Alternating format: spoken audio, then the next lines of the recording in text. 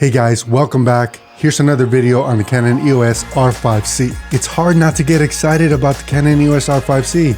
The launch date is so close, it's right around the corner. Since I started producing R5C content, I've gotten one question time and time again.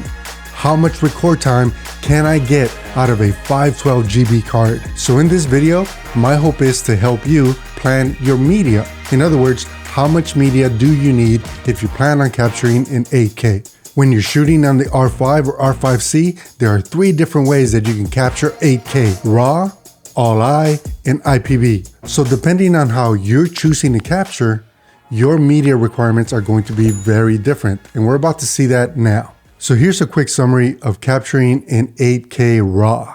And of course, not all of us need RAW.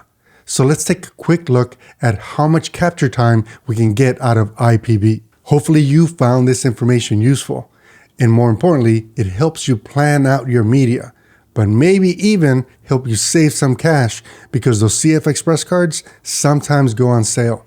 I'll be sure to link to some of the ones that I use in my favorites down in the notes so you can check them out. Until next time, I'm Carlos and I will catch up with you guys in the comments. Take care. What you know about good style, turning